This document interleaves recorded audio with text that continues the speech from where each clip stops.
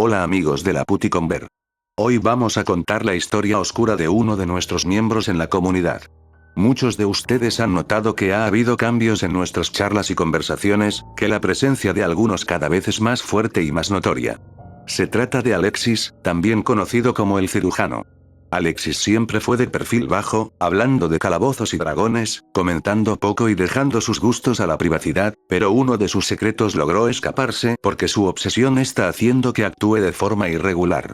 Esta noche voy a contarles lo que descubrí, es algo sin precedentes, inimaginable de una persona así, es digno de contar pero cuidado, no es una historia cualquiera, es una historia real, algo que podría pasarle a cualquiera en su misma situación, pero que haya probado el sabor del límite humano. Esta es la historia. Alexis era un chico normal, concurría al secundario todos los días sin faltar, era de los alumnos que no se destacan pero siempre tienen buenas notas. Sus amigos lo querían mucho, siempre lo invitaban a salir, a jugar, pero Alexis siempre estaba ocupado. Lo extraño es que nadie sabía con qué, ya que no era de contar lo que hacía en su vida privada. Sin embargo, nadie se detenía a preguntarle qué pasatiempos tenía o qué pensaba hacer en un futuro, él siempre fue un misterio. Pasaron los años y el fin de la escuela secundaria se acercaba. Alexis nunca había cambiado esa forma enigmática de ser. El viaje de fin de año siguió comportándose de la misma forma, pero nadie se preocupaba porque él era de esa forma, tranquilo y humilde. Toda la clase se recibió en el año 2009, estaban todos muy contentos y a la vez atemorizados ya que no sabían qué iban a hacer en el futuro. Distinto fue de Alexis, quien estaba seguro y sin preocupaciones. Una noche, estaban todos reunidos comentando de sus inseguridades al entrar en carreras universitarias. Quiero ser arquitecto, pero me gusta mucho la historia, decía un compañero. Me gustan los negocios pero no sé si estudiar comunicación, decía otro. Sin embargo, cuando le preguntaron a Alexis qué quería estudiar, sin titubear un segundo él dijo, voy a ser médico. Todos en la mesa lo felicitaron, estaban muy seguros de que alguien con tanta seguridad como él y con tantas buenas notas, iba a lograr un buen porvenir. Y así iba a ser. Alexis ingresó a la Universidad de Buenos Aires a estudiar medicina, los primeros meses fueron fáciles, solo eran exámenes para principiantes, no era ningún reto para él. Inclusive el primer y el segundo año, él ya se encontraba un paso adelantado de sus compañeros, sabía exactamente qué hacer en cada situación y cómo hacerlo, era alguien completamente destacado.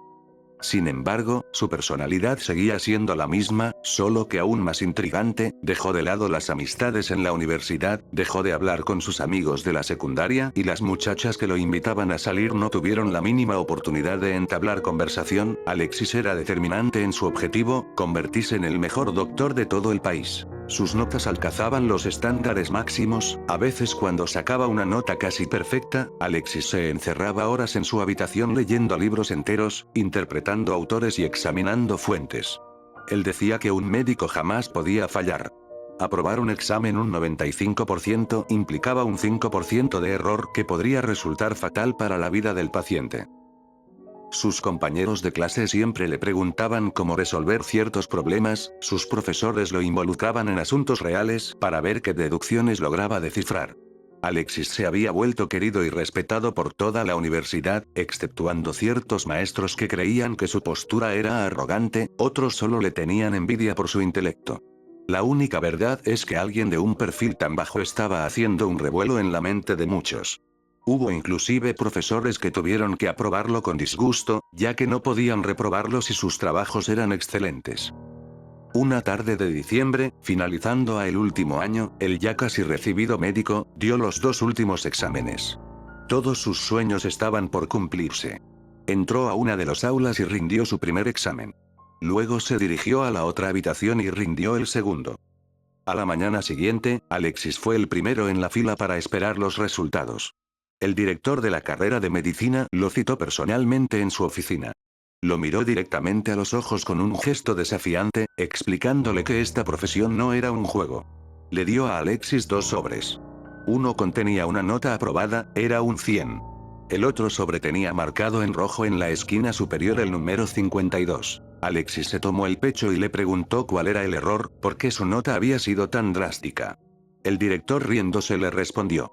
Creí que lo sabías todo, no es necesario que te lo explique, con ese resultado ya mataste a un paciente. El director se levantó y le abrió la puerta al alumno, explicándole que no solo debía volver a rendir el examen, sino que debía rendir todas las materias que se encontraban en esa prueba. El suelo comenzó a sentirse cada vez más pesado, el aire se volvió más denso.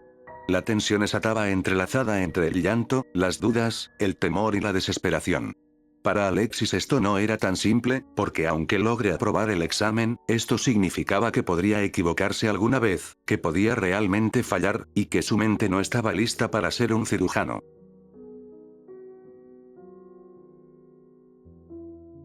Llegó a su casa en un estado de locura, tirando todo a su paso.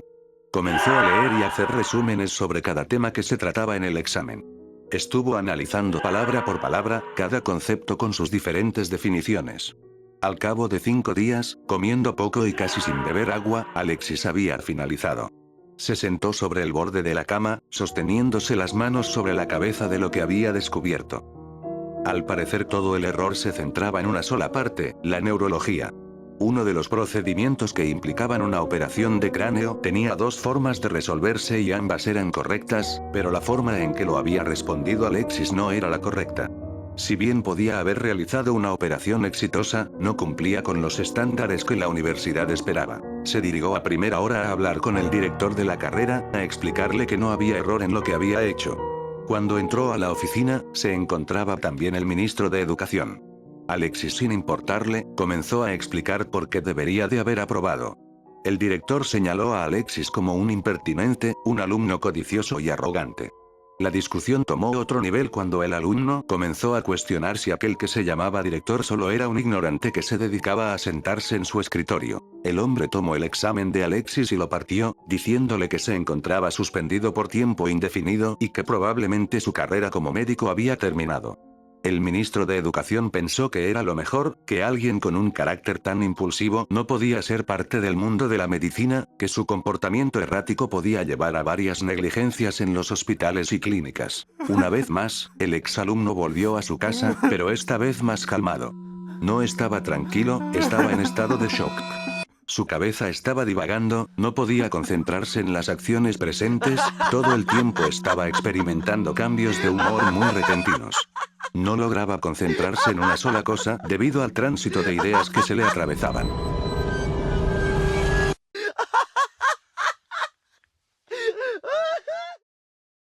Una noche, se encontraba el director cenando con su esposa y su hija por el cumpleaños de la menor.